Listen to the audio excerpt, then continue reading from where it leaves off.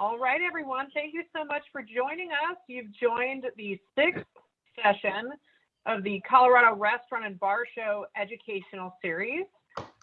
You've joined It's a Whole New World, How to Embrace It and Increase Profits. We're going to give it just a moment here for our attendees to join us in this virtual space, and then I'll go ahead and hand it off. So we'll give it just a moment. So I'd like to hand things over to Sonia Riggs, the President and CEO of the Colorado Restaurant Association. Sally Ann, as we've got more people coming on, should I hold off for a minute or so, or go ahead and get started? Go ahead and get started. Hello, everybody. Thanks for taking the time to be here today.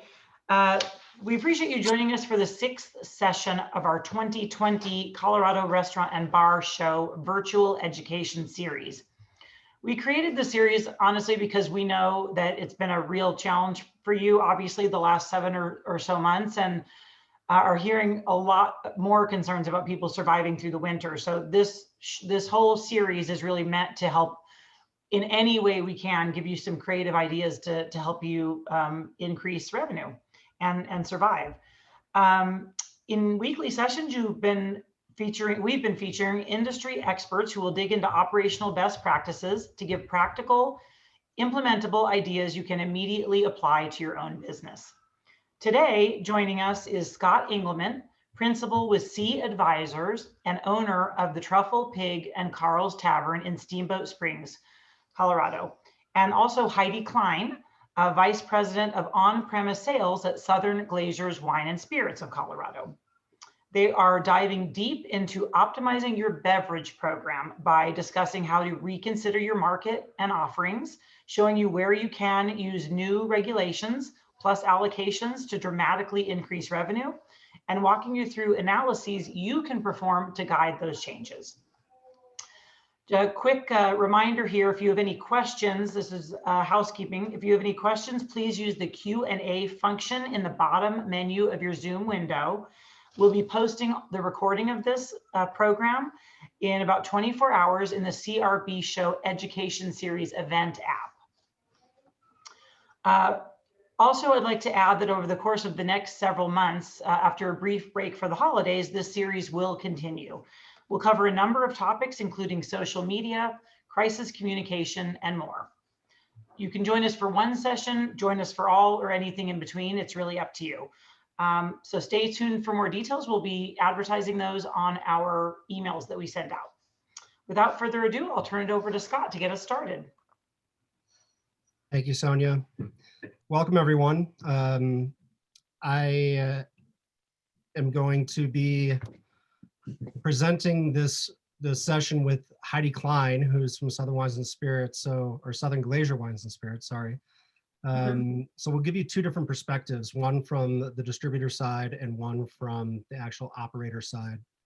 And what we'd like to tell you is that one of the most fundamental objectives for any business is to be profitable, right? There are many contributing factors to achieve profitability in the restaurant business, as we all know. There's procurement strategies, menu engineering, labor controls, obviously inventory controls, which kind of touches on what we're going to be discussing today. So with that, we are going to be focusing solely on the beverage program, and even more specifically, focus on spirits.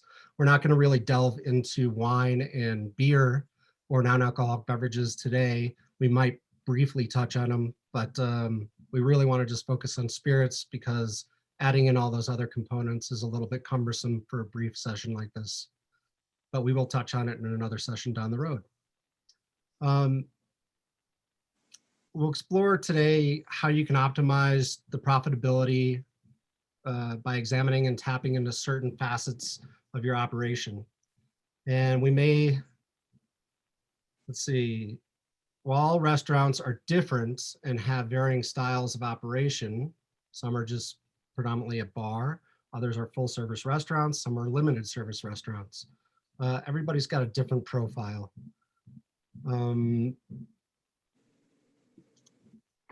the first thing to really think about is, what is your business identity? Do you have a defined concept? Do you even have a mission statement? What are you trying to be, and who are you trying to project to? Who are you trying to tap into? It's really important to establish that so that you can start building your inventory that's going to drive your sales. In addition to that, who's your customer? You know, what's the demographic, and are they the same customer base in the summer as they are in the winter? Are they the same during the week as they are on the weekend? What types of goals have you implemented for your business, for your management, and for your staff? It's important to have these goals. It's important to have these goals established so that you can actually set expectations and plug in executable actions to achieve the expectations, right? Hold your staff accountable and measure their performance. The culture is the foundation of the business as well, and it is a result of this established expectations and holding everyone accountable. Everyone needs to be on the same page. And with that, Heidi, do you have anything to contribute to this this point? Yes, thanks, Scott. I think that the business identity is a great topic to start off with, especially now more than ever. It's extremely important as we go through these current market conditions that your businesses are identifying additional opportunities and where you guys can enhance your beverage programs to add additional revenue. Obviously, what we're seeing right now through COVID is accounts having to pivot, and accounts not necessarily having a contingent plan on a backup plan to drive additional revenue. When we move to 25% capacity, a 10 p.m. curfew, previously we've moved to shutdowns. So I think that business identity is something that can continuously be revisited as you evolve as an organization, as you have a new manager that comes on board, a new chef, a new general manager, etc. I think it's an important time for you to revisit with your staff and give them the opportunity to take ownership in that. They can provide, previous experience and collaboration amongst your team to, revamp your business identity, strive for new goals. As new trends come out and as new opportunities come out in our industry, look at identifying how you can collaborate and implement those things into your strategy and your business identity. Culture is something that we're very committed to at Southern Glazers Wine and Spirits, and it's something that I take very seriously. And the conversation and getting feedback and holding your people accountable and giving them a piece of the ownership can certainly incentivize them, and you can see an increase in the morale and your leadership team. So I think those are things that can be revisited. And obviously with the current conditions right now, I think again, it's so important now more than ever to revisit your expectations, to look to see where there's opportunities and, work to enhance your culture. If you can work together as a team and as a strong leadership team, the rest of your staff is going to see that and certainly be inspired. Great, thank you. Sally Ann, let's move on to the customer. And we did touch on this just a few minutes ago, but just to add to it, I'll just speak from my experience. Up here in the mountains, in the ski resort, we have a broad spectrum of different types of clientele. And in a small market like this, it's important for us to be able to appeal to the masses, right? So we're not going to try to pigeonhole ourselves into maybe the higher end clientele, or maybe the limited service or fast service clientele. For my restaurant, one of them, which is right at the base of the ski area, I want to be approachable to everybody. So it's important to identify not only your clientele that you want to target, but also the clientele base that's out there to target, because market share is extremely important for you to bring in the revenue to make yourself profitable. The targeted consumer will in essence dictate your procurement, your menu development, and your pricing. I'll give you an example. At my restaurant at the base of the ski area called Truffle Pig, it's a high-end restaurant, but I also need to bring in consumers during après ski or happy hour. And with that, I have a lot of ski area employees right there for the taking. A lot of these are looking for deals. So at happy hour, we do $2 beers, $2.50 beers, $4 shots, $4 well drinks. I'm really appealing to this set of clientele that are more cost conscious. At the same time, a few hours after that, as we go into dinner service, we're doing $40 to $60 entrees. So you see this broad spectrum of consumers that we're appealing to. So, I guess to sum it up in this regard is not to limit yourself just to one type of consumer. Look who's out there in your specific area and try to tap into all different facets of the consumer base. Agreed. Understanding your customer is so important in order for you to achieve your goals. We talk a lot about business identity. So, once you establish your business identity and what you're trying to achieve, you can implement that along with understanding who your customer base is.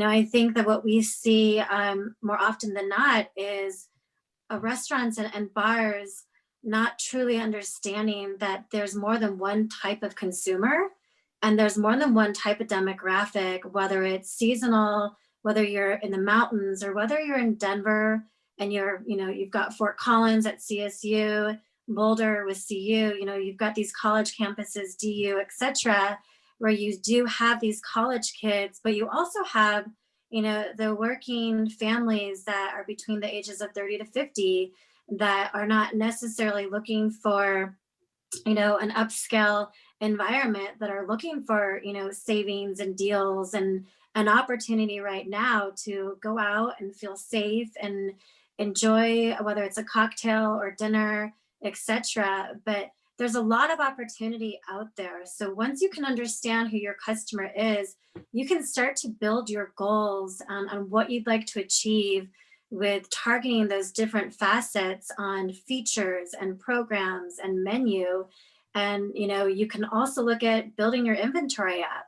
What a college kid wants to drink versus, a 50-year-old woman is most likely going to be different depending on the night and the season. So, you definitely have a lot of opportunity out there once you can understand who your customer is. Now, at the same time, if you have a current clientele base that you'd like to expand in, that's where you can look to increase your revenue. Those are additional opportunities for you guys to target different areas, whether they're wine flights or whiskey flights or high-end wine by the glass, high-end wine by the bottle right now. Obviously, to-go business is huge. So those are other opportunities once you can identify who your customer is that you can start to grow your business in. Great, Heidi. To just follow up on that, you talked about creating different concepts and events. No, you can go ahead with that, Sally-Ann, to the next one. Marketing is a huge component of being successful and driving profitability. You've got to cater to the masses, as I alluded to before, and figure out who's out there and who's going to be coming to your spot. Why are they going to come there? What are you enticing them with? Is it happy hour? Is it any other promotional programs? And one of the great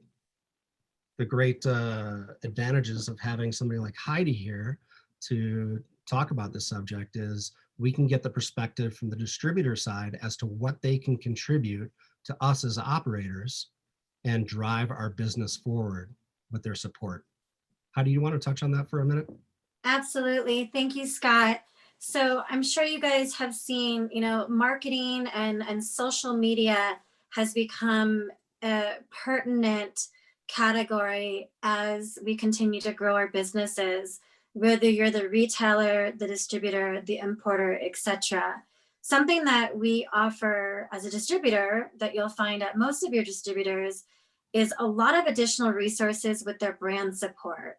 So you're going to see these brands that have ambassadors and marketing managers and specialists, etc., that can, come in and they can market an event, they can market a menu, a feature, etc., and then they all have a platform. So whether they're using their individual platform on their social media, whether it's TikTok, Snapchat, Instagram, Facebook, etc., they're posting that on their platforms, and then on top of it they have that brand support that's getting posted on that web page as well. And then the last piece, of course, is the distributor.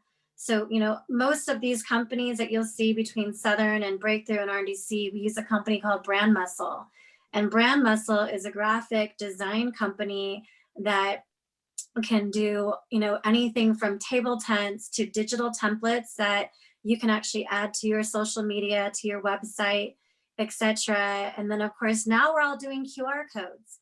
So what you'll see is a QR code on a table, a website, a social media page, etc., that will take you directly to whether it's the menu, whether it's a cocktail list, wine list, features for the evening, etc. So everything is now done digitally, which obviously is great. It's saving on print work and printing, but at the same time it's efficient, it's fast. It allows everyone to be able to change these features out and update wine lists and cocktail menus, etc., as they continue to deplete through their current inventory. When they add a new inventory, if they're sitting on something that they're trying to push through. So there's a lot of different levels of marketing between social media, print work, website design, etc., that our brands and your distributors can certainly get involved in. They can take that off your plate. It's an awesome opportunity for you guys to be able to say that, these are the things that I'm currently sitting on, and having one of your distributor partners come in and work with you through your menu, through your inventory, and of course, targeting your customer base on what you want to achieve. That's great. And remember, when you do engage with the distributors and the brands, you are in essence going to be padding your inventory, because you're going to take advantage of some of these deals that they're putting on the table for you. And with that, your inventory is going to start to increase a little bit. So then you have to set your sights on depletion. And for those of you who might not know what that means, it means the rate that you deplete the product in your inventory. It's important that it doesn't just sit on the shelf, and that you plug it into some sort of programming that's going to get it out the door and make a profit for you.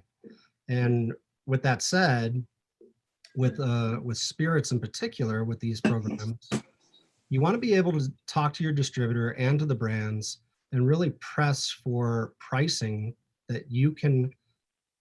It's got to work for everybody. It's got to work for the distributor. It's got to work for you profitability wise, and it's got to work for the consumer from a value standpoint.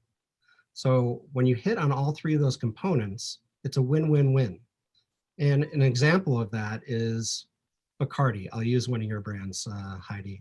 Thank you.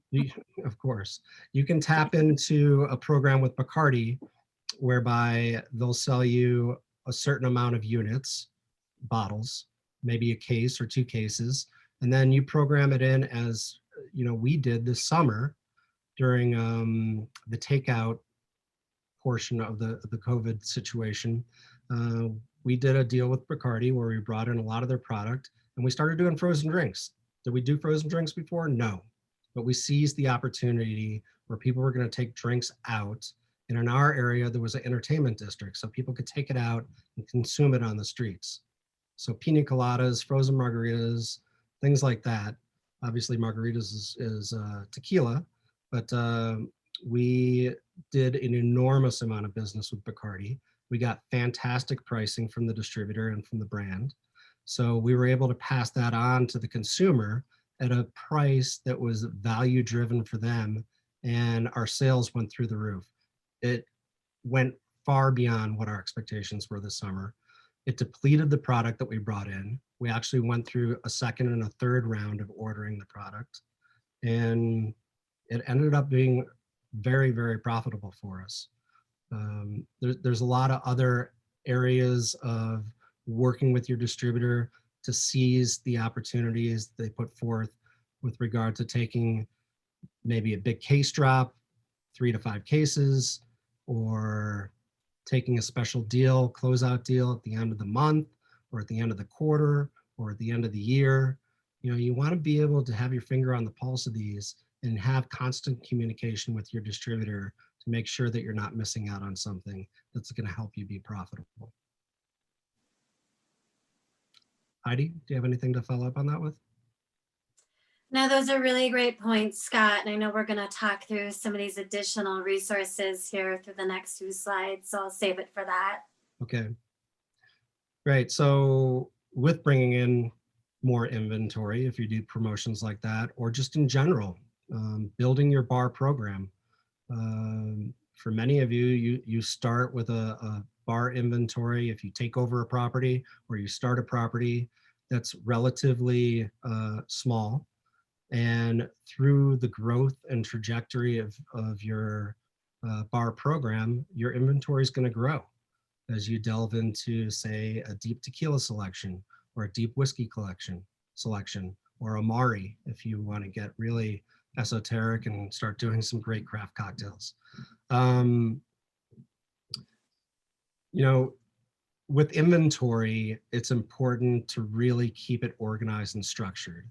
And whether you use an app or a pre-designed software that you utilize at your business, or you use an Excel spreadsheet, either one works as long as you stay on top of it and really plug in the information that's going to help you keep an eye on all the certain metrics that you really need to include. You know, some people might just have a product, the size of the product, and the cost of the product from the invoice. But in addition to that, there's other facets that need to be highlighted. One is the bottle a 750 or is it a liter? You know, you want to look at your yields and you want to know what your margins are on the bottle. So what's your targeted margin on your spirits? Are you doing a 1.5 ounce pour or a 2 ounce pour or a 1.25 ounce pour? And if you have a 750 bottle compared to a liter bottle, your yield's going to be different. You know, for us, we do 2 ounce pours. So a 750 bottle, we take the price that we paid for the bottle, we divide it by 12.5, which is 2 ounce yield.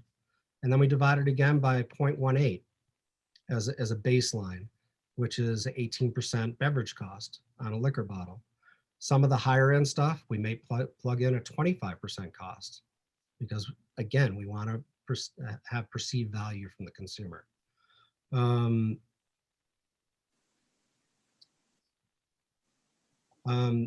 With the information on your inventory system, you want to make sure that the names are proper.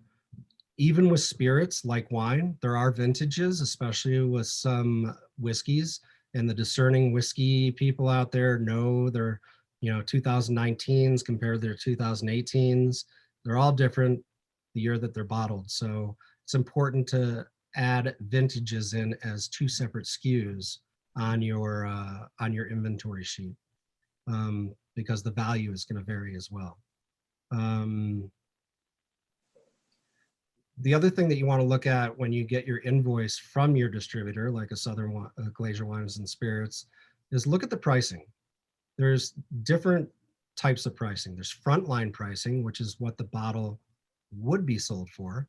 And then there's net invoice pricing, which is what you pay for it. So in your inventory, you should actually have 2 columns or 2 areas where you can identify what the frontline pricing and the net pricing is. Because when you get a really good deal on a bottle, you might not want to be charging off the net invoice pricing, but off the frontline pricing. And that's how you can actually squeeze a little bit more profitability out of your sales. In addition to that, there's market value pricing. So if I buy a bottle, I'll use Pappy Van Winkle, for instance, in this example. Sorry, different distributor, but great example. If you're lucky enough to get a bottle of Pappy Van Winkle, you know, a 10-year sells, I believe, for about $60 roundabout, invoice, 50 or $60, a net invoice. Now, are you gonna divide by 0.18 or 0.25 and actually charge that margin to your consumer? Probably not, because the odds are you're only getting one bottle. And if you did charge that way, the bottle would be depleted maybe in one night, maybe in a week. So when you get some product that's relatively rare, you want to price it off market pricing. And you can find that on several different sites online to see what the market rate is for this product. Heidi, did you want to touch on that from the distributor side? Of course, I'd love to. Maybe go into allocations? Yeah. So, a few things I want to touch on today. So, Scott talked about what type of platform you're currently using to control your inventory. So there's quite a few apps and platforms that are out there now that can actually help manage your inventory for you. Of course, you can be old school and use a Microsoft Excel spreadsheet, and you can build in your own formulas, and you can target what price point and what profit margin and what ounce costs, etc. you want to be at. So you can literally just enter all of your items in, how many ounces are in that per bottle, where you want to be at your target cost, and it can auto-populate it for you.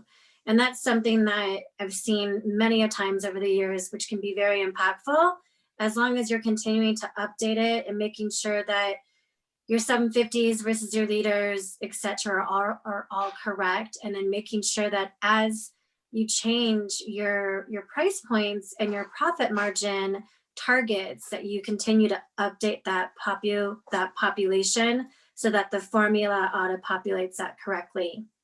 Now, there have been some pretty great resources that have come out over the years that you can either spend a lump sum up front and purchase a platform or an app to manage it for you, or there's other companies out there that are charging a monthly fee where they'll actually come in and weigh your bottles for you and analyze your business to see where you stand. And you can either sign up for that at the beginning of the month to close out the previous month, or you can do that periodically throughout the month. So I just want to make sure everybody knows that there are other resources out there that can be very beneficial. Potentially it's something that you might just want to look into to have a consultation appointment to see where there's opportunity that you're missing out on. The other thing to think about when you look at controlling your inventory is your staff. So, do you have a budget in mind that you give your staff per month, whether it's your bartenders or your bar manager, general manager, etc., where they can comp items? So that's either for a regular where you just want to thank that you haven't seen for a while, someone's birthday, perhaps there's a situation that you're trying to resolve with an unhappy customer. These are all things that you want to consider into your budget when you're controlling your inventory. The other thing to consider is overpouring. I'm sure we've all been to our favorite bars over the years that pour a little heavy on the hand. So, they're not necessarily pouring that average 1.5 ounce pour or 2 ounces like Scott. So you need to make sure that you keep those items in mind, that you're going to want to budget in, those overpours, staff drinks, comp tabs, etc., into your inventory. Again, there's different systems and platforms out there that can help you control it. From a distributor standpoint, we as Southern Glazers Wine and Spirits has launched a e-commerce platform called Proof. And, this is something that is essential as we move into, the next generation of technology. We see the increase of users that are shopping online. We see companies like Drizzly that have skyrocketed through COVID on their success. And it truly is the future of our generation. So there are companies out there that are launching these platforms online that allow you to go in and manage your account and manage your business through these platforms that essentially are built similar to an Amazon. You know, you go in, you log into your account, you build your shopping cart, you can add your favorites, you can review all of your invoices, you can take credits. So if you have a credit on your account and you want to take that credit to apply for a future delivery, you can do that. You can assign a bookkeeper / accountant to have access only to your AR and your credit. And then you can assign your bar manager to have access to place your orders. So, you know, there's a lot of different ways that are available now that haven't been in the past that can really truly help you control your inventory. You know, something else that your distributor can help you do is build a product guide. You know, we encourage all of our reps and managers to sit with our accounts that need the direction to build a product guide on the current items that they carry from Southern, and then cost it out. You know, give them the options of what it would cost them if they purchased it by the bottle versus by the case versus building it into a family plan. Something that our organization does for on-premise is we focus on building family plans. So what that allows you to do is it gives you the best pricing available. Building a family plan within our spirit brands up to 3 cases and 5 cases. And we do the same thing for wine. So what that allows you to do is take advantage of our portfolio and, you know, not sit on a ton of inventory. And because our portfolio is so large, you can get to that 3 cases pretty quickly, even through these difficult times, you know, when you look at our full portfolio. And that's another way to help you, you know, manage your inventory. Scott mentioned closeout deals, which is something that is incredible to see. You know, we've seen bottles of wine as low as 99 cents throughout the years. And it's been pretty interesting to see accounts over the years. I've had some on-premise accounts take 300 to 400 cases of a wine, of a house wine, because it's been 99 cents. And they've poured that for their house wine for white and red, and also used for cocktails and sangria. You know, so those closeout sales are extremely impactful. You know, it's not necessarily just wine, it's also spirits and non-alc. So make sure you talk to your distributor about those opportunities. You know, Scott also touched on allocations. So of course he referred to Pappy Van Winkle, which, as we all know, is very allocated and highly sought after. So, you know, when you look at these items that are allocated, that are typically, you know, small production, limited production, mostly whiskeys, but you're going to definitely see stuff that, you know, is on the Burgundy list or Bordeaux list, you know, some champagnes, etc. You know, that's an opportunity for you to partner with your distributor to build a partnership. You know, I always like to look at it as we're working together, and your relationship with your distributor is something that is really important to grow and to cultivate. And what that allows you to do is to work together for the best interest for both of your companies. You know, achieve some plans together on, you know, what you're currently working towards, what inventory you're sitting on, what you'd like to accomplish, whether it's allocated items, etc. But, you know, when we look at these allocated items, we tend to focus on premise first, which is restaurants and bars. And the reason being is, I think most of us probably know, it's on premise that drives the brand recognition, that builds the brand, that, you know, launches the brand. And once consumers take to it, then they go to the liquor store and they purchase the product. So with these allocated items, it's an opportunity for you to look through the whole entire portfolio. When you look at a portfolio like Jim Beam and the Beam Suntory family with all of our Japanese whiskeys and some of our high-end American whiskeys, you know, you can certainly look at the portfolio and say, okay, not only do they have high-end American whiskey and Japanese whiskey, but they also have tequila and gin and rum, etc. How can I work with my distributor partner to, you know, expand in that Beam Suntory portfolio so we can have a conversation about those highly allocated items, which unfortunately, we get those allocated items once a year. And as you guys know, they're very limited, and those are supposed to last us for the whole entire year, for the whole entire state, for both on-premise and off-premise. So, that's another conversation that you can speak on.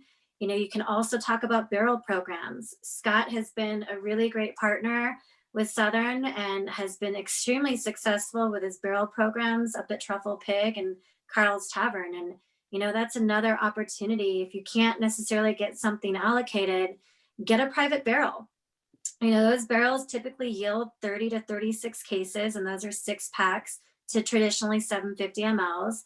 But it allows you to have something really individual and creative, and it's something that's customized to your palate. You taste through those barrel samples, and you get to choose your barrel. And when your barrel arrives, it's got a personalized emblem of your company's logo. It's packaged with your company's logo, and you're able to share that story with your consumers and your guests, and you're able to offer an experience that you just can't get at every single account. You also can work with your distributor partner to do some cool activations around that if you want to pre-sell some of those bottles. So, take advantage of those barrels and work with your team to put together a tasting event and, pre-sell some of those bottles to your regulars. Work with some of your brands to see if they want to do an etching activation event where they bring in an artist that etches out, their name, etc., logo, and it's a really nice gift. So I think there's a lot of opportunity. I'm not going to spend too much more time on this topic, but when you look at controlling your inventory, there's a lot of different layers. And if you're not currently taking advantage of your distributor partners and how you can discuss opportunity and goals, I'd certainly encourage you to do so. I know we would love to be a part of those conversations here at Southern. And Heidi, can you just follow up with, over the past year or year and a half, the distributors like Southern Glazers have transitioned to online ordering for some accounts that are a little bit smaller. So what is your recommendation to those accounts to actually engage with the distributor on a personalized level when it's impersonal through a computer? So are you referring to telesell or inside sales accounts? Yes.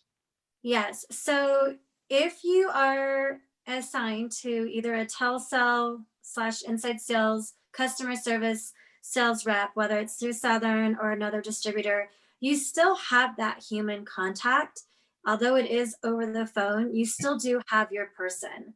So, if you're having issues reaching your person at, your partner distributor, please make sure you reach out to, a management.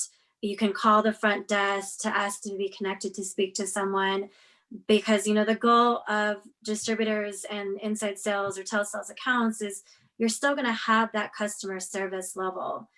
As we continue to grow with e-commerce and online ordering, we will continue to have sales reps in the market.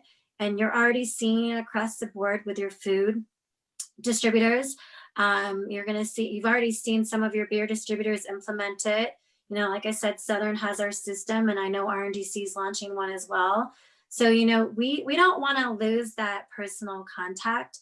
We do want to continue to have that interaction and be able to provide the customer service and hospitality that we want to do. Just make sure that if you're not getting that service on top of the online e-commerce platform, that you're reaching out to someone. And if it is Southern, my contact information is been given for today's call. So please feel free to reach out to me directly. Great.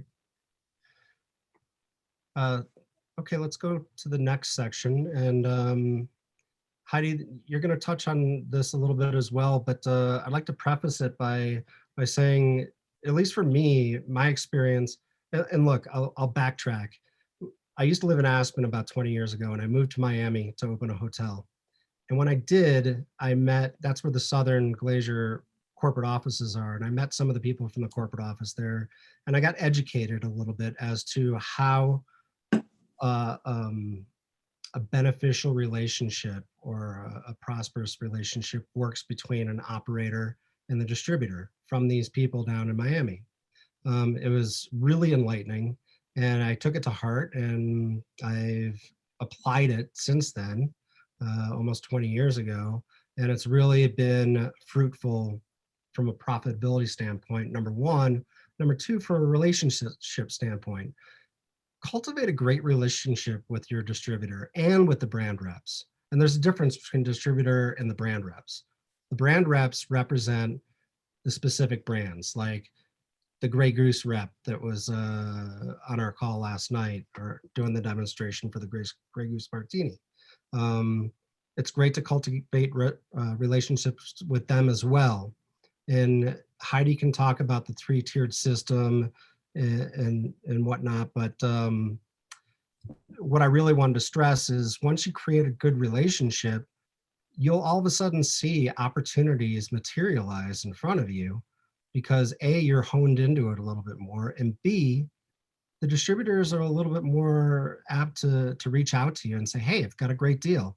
Like Heidi alluded to the barrel programs that we have up here. I think we have about 14 different private select barrels that we have between my 2 restaurants. And mind you, you can share the barrels between 2 of your stores, at least in Colorado.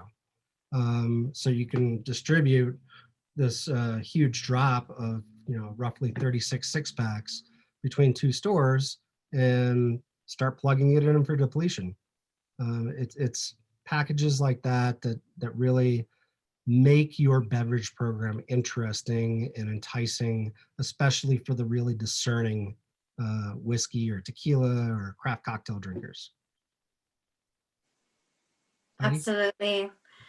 So I'm going to talk about the 3-tiered system. So, when you look at this industry, it's broken down between 3 different tiers.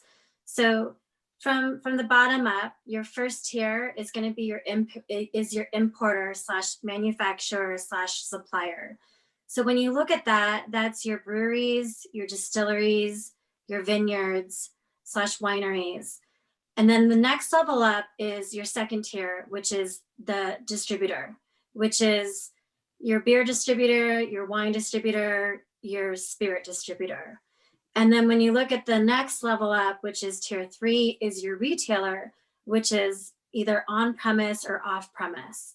On premise is considered restaurants, bars, hotels, event centers, casinos, etc. Off-premise is considered everything that is a retailer, which is a liquor store. So it goes from the goods to the distributor, and then the distributor distributes to the account, and then the account distributes to the consumer. So essentially, it's actually 4 different levels of process. However, we do call that a 3-tiered system. So I think something that's really important to touch on today is the understanding of a distributor versus a supplier. So in the state of Colorado, as a distributor, we have contracts with the brands that we distribute, which means those brands can only be distributed through Southern Glazer's Wine and Spirits. And those are the liquor laws in Colorado. What you see across the board for an organization as large as ours, we're in 46 markets, in addition to Canada. So what that allows us to do as a distributor the size of ours is we create national contracts where Beam Suntory is sold in as many of our markets as possible across the board, etc. And those contracts typically align anywhere between 5 to 10 years. So when you look at Colorado and you have questions as to why can't I order Grey Goose from all of my distributors, that's to protect the 3-tiered system and to protect those contracts and the distribution from the brands that they're aligned on. So the supplier, like I referenced, is the brand. So you will see suppliers as far as spirits go, Patron, Diageo, Moet Hennessy, Brown-Forman, Pernod Ricard, Campari, Beam Suntory, Casamigos, Jägermeister, Davos, etc. All of those companies are the supplier that we align with as the distributor to distribute those brands to our customers, which then gets to our consumers. So the objectives of the distributor, of course, is to distribute. You know, we want to gain market share. We want to launch product. We want to focus on brand awareness, brand recognition, doing events in the market, placing our product on your back bars, placing our product in the well, placing in the wine list, your by the glass, your by the bottle, cocktail menu placements, etc. But as a distributor, the ultimate goal is servicing our customers. And in order for us to best service our customers, we need to understand the concept of your restaurants and bars, your goals, what you're trying to achieve, and the profit margins you guys are trying to achieve. So this is where the partnership is really important on a distributor level and the account level, to making sure that you discuss where there's opportunity, what you'd like to achieve, and making sure that as a partner, we understand what to present to you and what not to present to you. There's nothing worse than having a salesperson walk into your account and not surveying your account and understanding where there's opportunity and what your customer database is and what your vision is.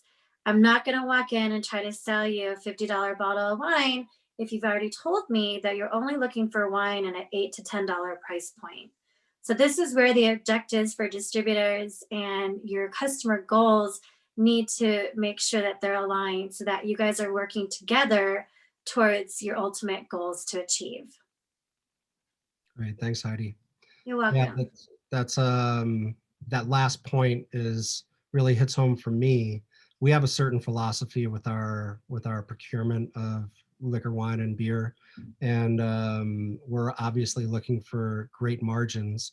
So as we talked about before, we're looking at frontline pricing and net invoice pricing, and that's something that we hone on first and foremost. And if our distributor rep doesn't understand that and keeps on pitching us high price stuff that doesn't have a big variance between frontline and net pricing, then it's really not syncing up with our objective. But fortunately enough, we have great reps up here at this point, and you know, like I said before, they come to us with ideas because we've conveyed exactly what our objective is and what we're trying to do as far as bringing in certain product for us, for our consumer, and most importantly, be profitable.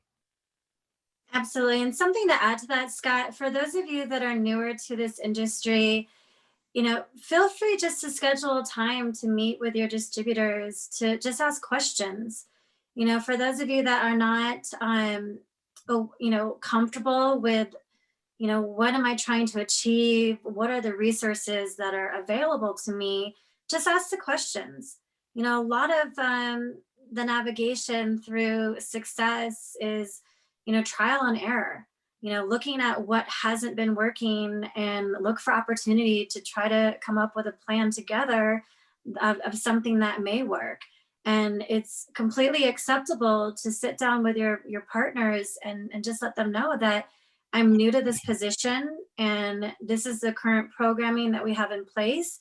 But right now we're currently running at, you know, this percentage, but we want to be at this percentage. How can you help me get there? You know, a lot of these conversations just happen through talking and asking questions and looking at what you're currently doing and looking towards where you want to get to. So communication, cultivating the relationship, asking questions. There's never, ever, you know, a such thing as a dumb question, especially with the climate right now. Things are changing and we need to be able to be creative and innovative. And we certainly want to be a partner and help you guys achieve your goals. Yep. And, you know, with that, I think we covered a broad range of ideas and areas to hopefully help you achieve some goals and some profitability. To me, we just kind of scratched the tip of the iceberg here. There's a lot more to discuss, and we wish we had more time to talk about it now. but perhaps we'll program some more discussions like this in the future, delve more into spirits a little bit deeper, and also touch on wine and beer and other areas of how we operate our businesses. But I would like to thank Heidi for being here and contributing the perspective from the distributor side. Thank you very much, Heidi. And thank you to Thanks Southern for having me. Yeah. Thank you. Do we have time? If I don't see any Q&A, any questions in the Q&A box, but if anybody has a question, now would be the time to just plop it in on the Q&A function on the bottom of your Zoom screen.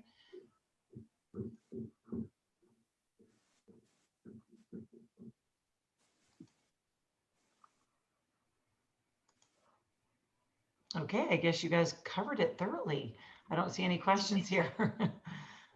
Thank you both very much for your time. We certainly appreciate it. Thank you. Absolutely. Thanks for having us. And again, folks, the recording will go up on our website within, I think, the next 24 hours or so.